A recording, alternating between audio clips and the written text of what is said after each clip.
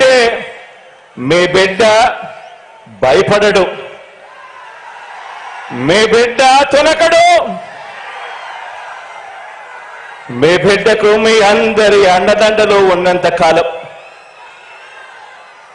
ఈ 56 నెలల్లో మనము పేద ప్రజల మీద ప్రేమతో బాధ్యతతో అమలు చేస్తా ఉన్న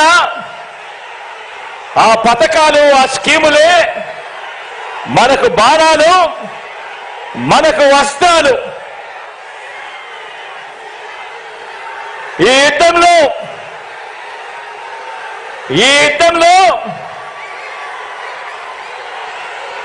175కు 175 టార్గెట్, 175కు 175 వైఎస్ఆర్ కాంగ్రెస్ పార్టీ టార్గెట్.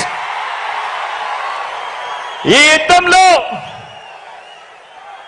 వైఎస్ఆర్ కాంగ్రెస్ పార్టీ గెలిపే లక్ష్యంగా దేవుడి దయతో మనం ప్రతి ఇంటికి, మనం ప్రతి ఊరికి, మనం ప్రతి ప్రాంతానికి చేసిన మంచి వల్ల చంద్రబాబుతో సహా అంతా కూడా ఓడాల్సిందే అని చెప్పి కూడా ఈ సందర్భంగా చెప్పడానికి గర్వపడతా ఉన్నా.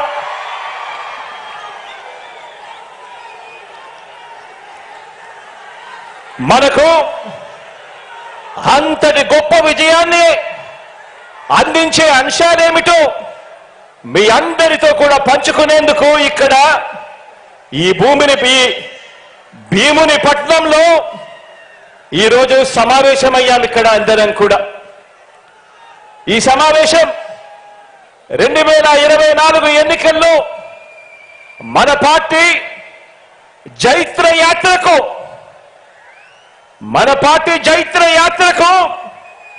మరో 25 ఏళ్ల పాటు మన సంక్షేమ అభివృద్ధి పాలన కొనసాగింపునకు సన్నాహక సమావేశం ఈరోజు ఇక్కడ ఈ భీముని పట్నంలో జరుగుతా ఉంది.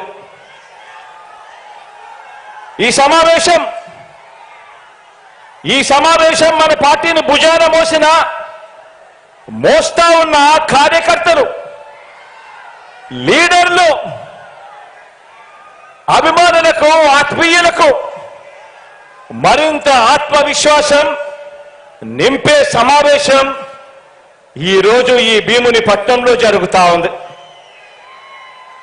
ఈ సమావేశం మేనిఫెస్టో ద్వారా మనం ఇచ్చిన ప్రతి మాట అధికారంలోకి వచ్చిన తరువాత త్రికరణ శుద్ధితో ఆ మేనిఫెస్టోలో చెప్పిన ప్రతి మాటను నెరవేరుస్తూ, ఆ మేనిఫెస్టోను ఒక బైబిల్గా, ఆ మేనిఫెస్టోను ఒక భగవద్గీతగా, ఆ మేనిఫెస్టోను ఒక ఖురాన్గా భావిస్తూ ఏకంగా 99% హామీలను నెరవేర్చిన పార్టీగా మీతో నా ఆలోచనలను పంచుకునేందుకే ఈ సమావేశం.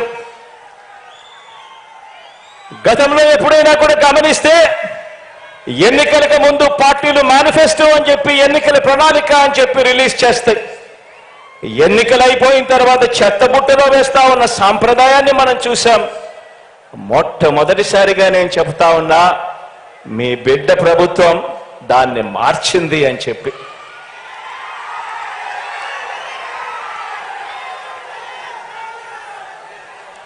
మనం మార్చాము కాబట్టి,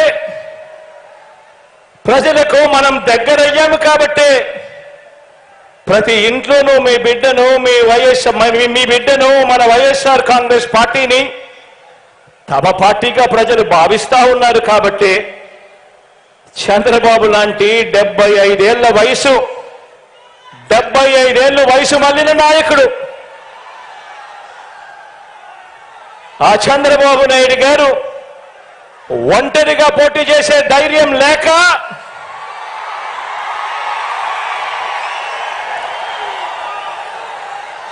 ఈ బాబు దత్తపుత్రుడితో సహా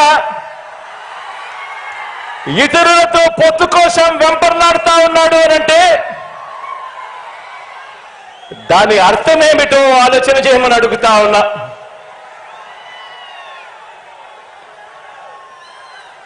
ఈ చంద్రబాబుకు తాను ఫలానా మంచి పని చేశానని కానీ, తాను ఫలానా మంచి స్కీమును తెచ్చానని కానీ చెప్పలేక మళ్ళీ కొత్త వాగ్దానాలతో గారడీ చేయాలని చూస్తున్నాడు అని అంటే దానికి అర్థమేమిటి? దానికి అర్థమేమిటో తెలుసా? దానికి అర్థం ప్రజల్లో వారు లేరు అని. దానికి అర్థం వాళ్ళు ప్రజల్లో లేరని, చివరికి 2019లో వచ్చినన్ని ఆ 23 స్థానాలు కూడా వాళ్లకు రావని,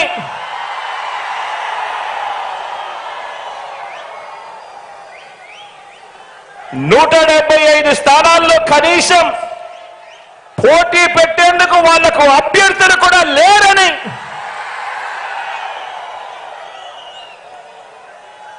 మరో వంక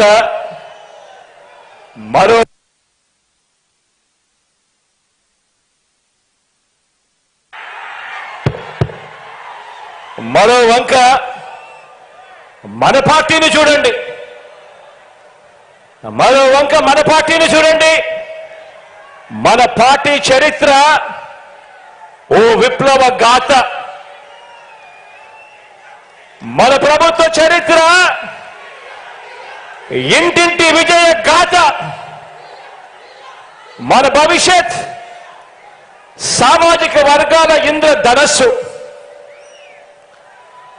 మనది వయసుతో పాటు మనసు, భవిష్యత్